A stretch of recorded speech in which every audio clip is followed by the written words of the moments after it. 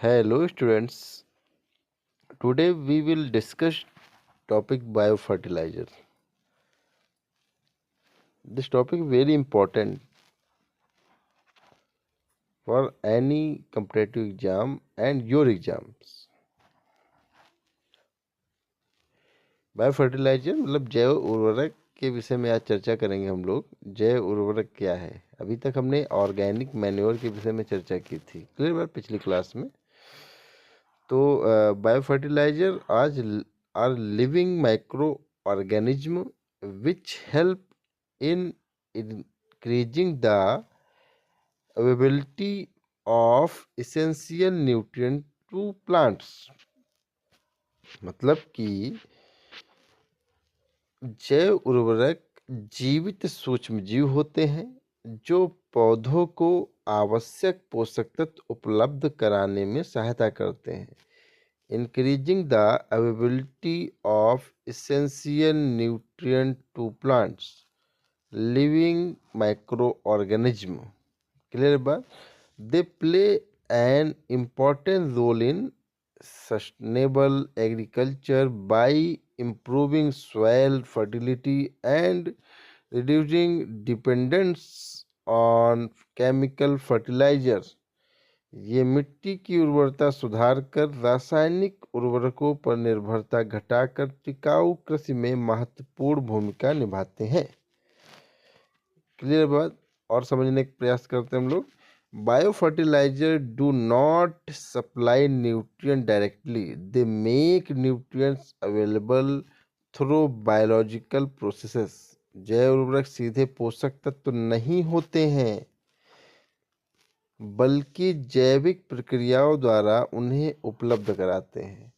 Biofertiliser are microbial inoculants containing live or latent causes of microorganisms which enhance nutrients availability in the soil। जैव उर्वरक सूक्ष्मजीव inoculant होते हैं जिनमें जीवित या सुप्त सूक्ष्मजीव होते हैं जो मिट्टी में पोषक तत्वों को उपलब्धता बढ़ाते हैं। एक लाइन में समझने का प्रयास करें हम लोग तो ये खुद पोषक तत्व नहीं होते हैं परंतु पोषक तत्वों को पौधों को उपलब्ध कराने में मदद करते हैं, सहायता करते हैं। क्लियर बात।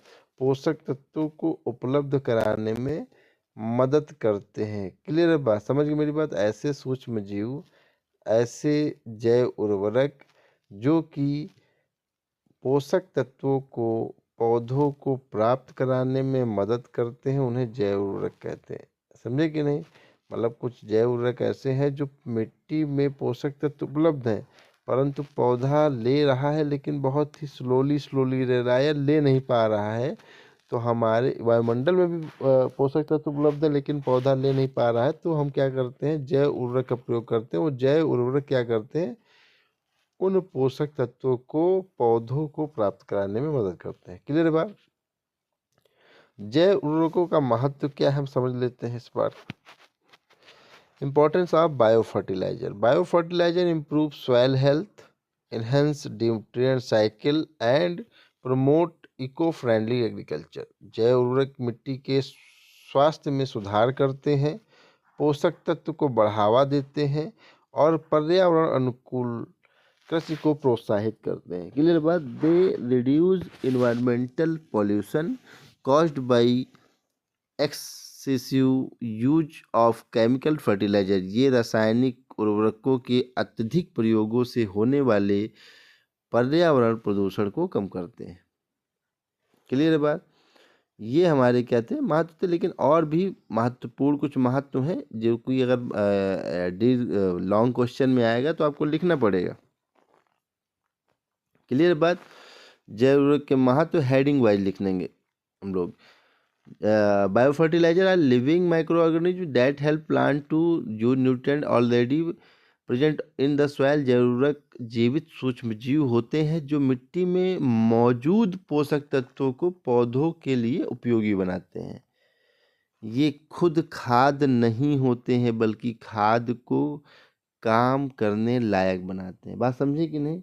ये खुद खाद नहीं है, केवल काम करने लायक बनाते हैं खाद को। मतलब मिट्टी में पोषक तत्व उपलब्ध है और पौधों को जल्दी से प्राप्त कराने का काम जैव उर्वरक करते हैं। क्लियर बात? अब पहला महत्व क्या है इसका, समझ लेते हैं। मिट्टी में पोषक तत्वों की उपलब्धता बढ़ाते हैं। मिट्टी में नाइट्रोजन, फास्फोरस आदि पोषक तत्व होते हैं, लेकिन पौधे उन्हें सीधे नहीं ले पाते। बायो फर्टिलाइजर सूक्ष्म जीवी क्रियाओं द्वारा अनुपलब्ध पोषक तत्वों को पौधों के लिए उपलब्ध रूप में बदल देते हैं। पौधा कम खाद में भी अच्छा पोषण ले पाता है। तो पहला महत्व क्या हो गया, इंक्रीज न्यूट्रिएंट अवेलेबिलिटी। क्लियर बात, पहली हेडिंग आप डालोगे। दूसरा क्या है, वायुमंडलीय नाइट्रोजन को पौधों के लिए उपयोगी। क्लियर बात, नाइट्रोजन पौधों की पत्तियों वृद्धि और हरे रंग के लिए सबसे जरूरी है। कुछ बायो फर्टिलाइजर हवा की नाइट्रोजन को अमोनिया जैसी उपयोगी रूप में बदल देते हैं। राइजोबियम दलहनी फसलों में, एजोटोबैक्टर गैर दलहनी फसलों में इसका एक अच्छा एग्जाम्पल है।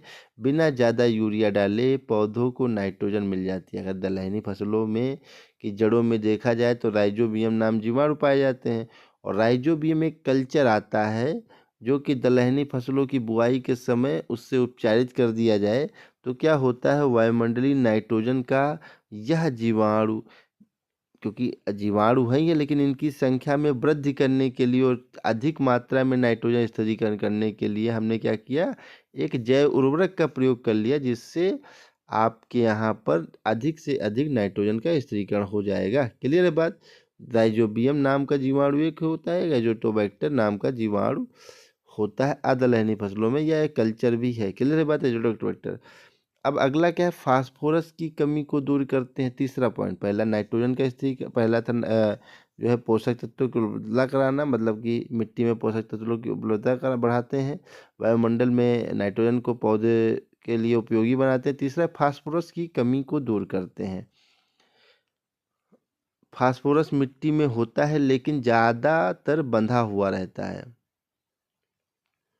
क्लियर बात? फास्फेट सोलुबलाइजिंग बैक्टीरिया ऐसे अम्ल होते हैं जो बंधे हुए फास्फोरस को घुलनशील बना देते हैं। पौधे की जड़ें मजबूत होती हैं और फूल फल अच्छे आते हैं। क्लियर बात?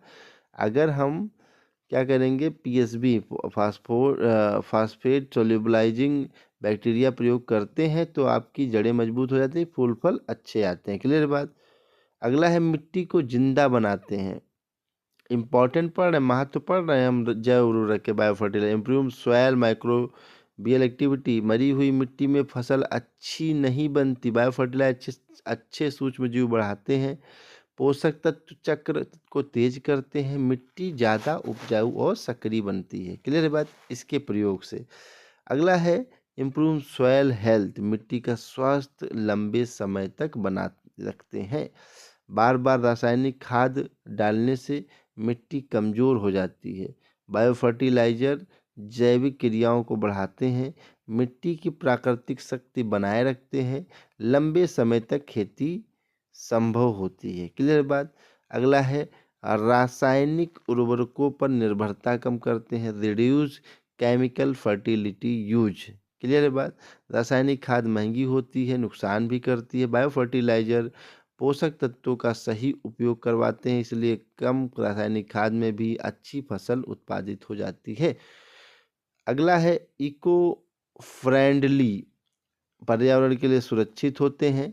भविष्य की खेती पर्यावरण पर निर्भर है। बायोफर्टिलाइजर कीड़े जहरीले अवशेष नहीं होते हैं, छोड़ते हैं, पानी और मिट्टी को प्रदूषित नहीं करते हैं, स्वच्छ पर्यावरण को और सुरक्षित रखते हैं। क्लियर बात?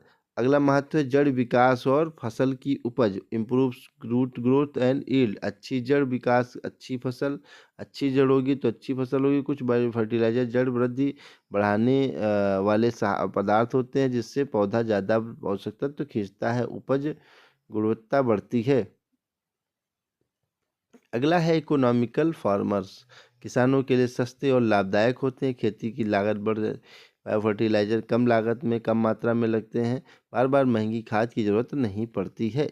क्लियर बात, ये सब थे क्या थे, महत्व थे। क्लियर बात, ये महत्व कम से कम 9 है, 8 9 महत्व है 8 और 9 के बीच में, और 9 है।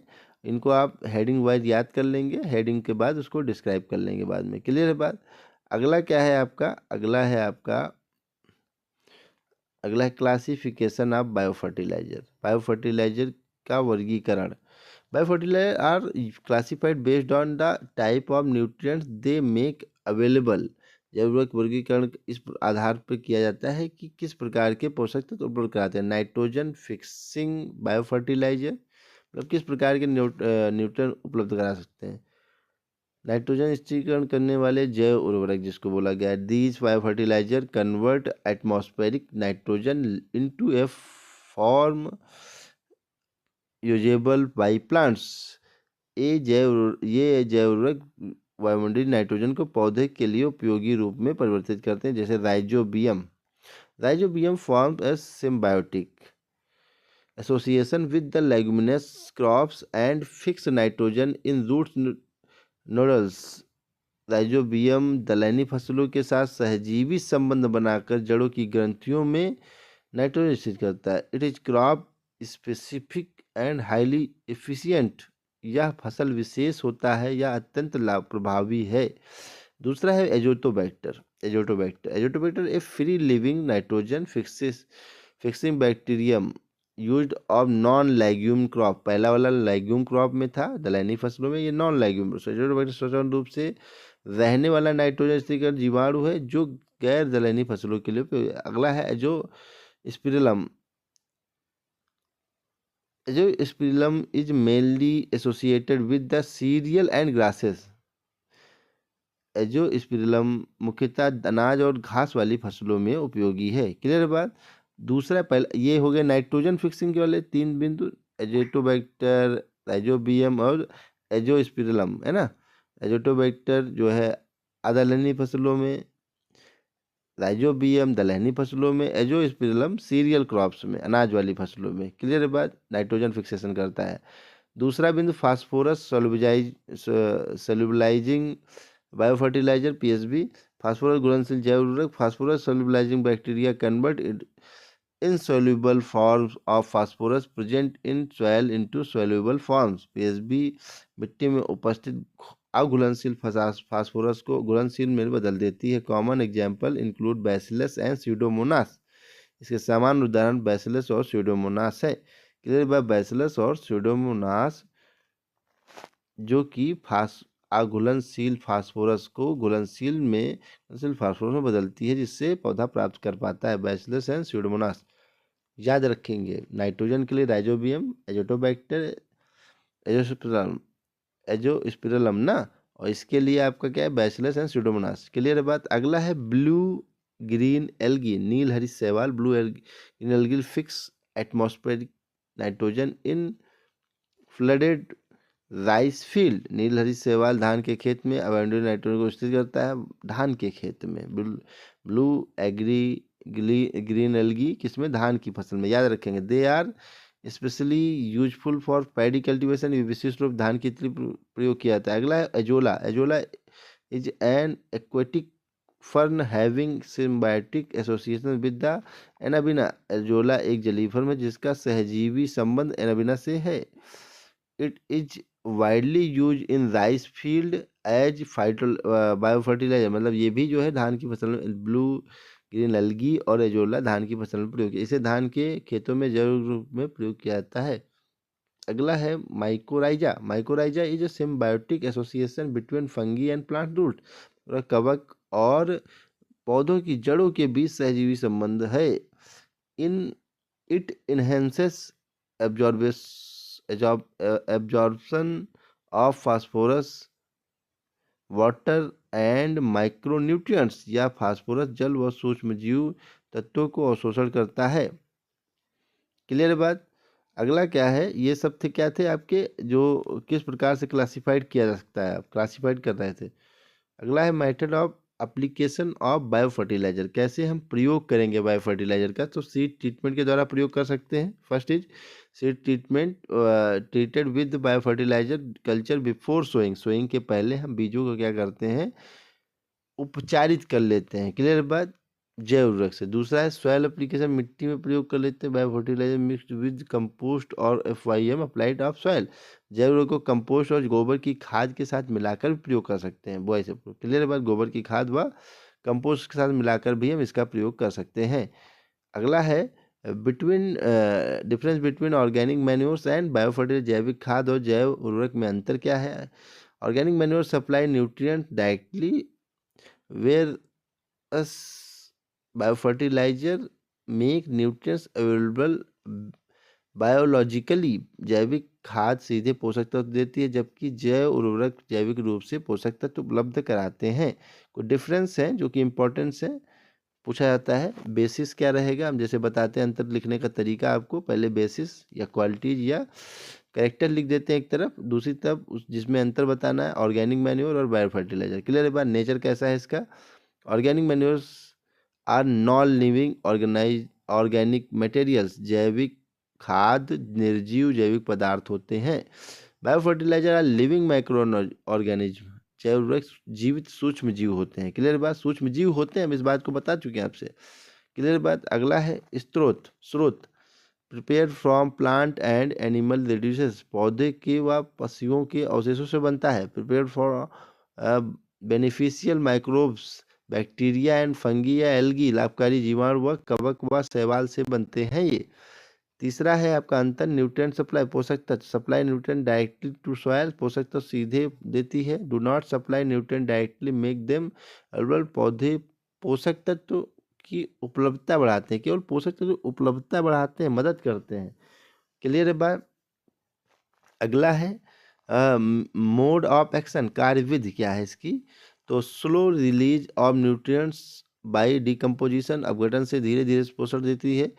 Act through biological process and fixation P solubilisation. जैविक प्रक्रियाओं के से काम आता है, काम करते हैं। अगला है quantity required applied is large या बल्कि क्वांटिटी अधिक मात्रा में लगती है। अप्लाइड वेरी स्मॉल क्वांटिटी बहुत कम मात्रा में इसका प्रयोग होता है। अगला है स्पीड रिस्पांस, प्रभाव की गति क्या है। स्लो रिस्पांस, प्रभाव धीरे धीरे है। कंपेरेटिवली फास्टर रिस्पांस, प्रभाव अपेक्षाकृत तेज है। क्लियर बात। अपेक्षाकृत क्या है, तेज है। अगला है उदाहरण क्या है इसके। FYM ऑर्गेनिक मैन्योर कंपोस्ट है, वर्मी कंपोस्ट है, ग्रीन मैन्योर है, गोबर की खाद, कंपोस्ट खाद, वर्मी कंपोस्ट, हरी खाद। इधर क्या example, rhizobium, azotobacter, PSB, phosphate solubilisation and bacteria या माइक्रोराइजा या राइजोबियम, एजोटोबैक्टर।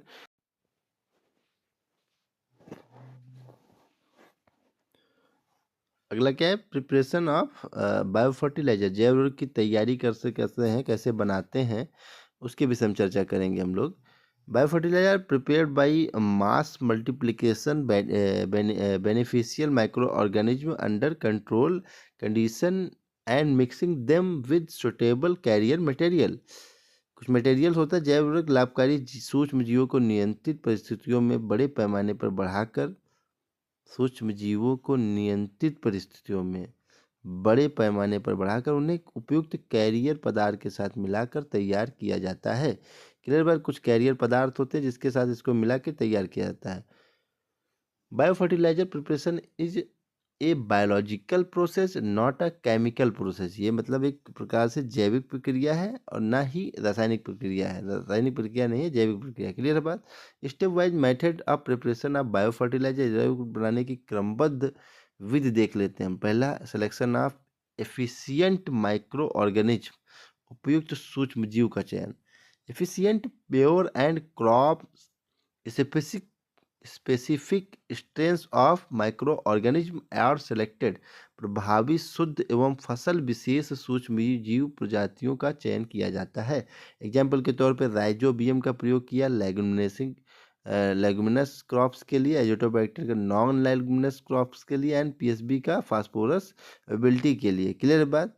समझ गए मेरी बात को। इस प्रकार से हम उपयुक्त सूक्ष्म जीव का चयन करेंगे फसल के अनुसार, कौन से सूक्ष्म जीव का प्रयोग करना है किस फसल के लिए, उसका उस सूक्ष्म जीव को हम प्राप्त करेंगे बड़ी संख्या में।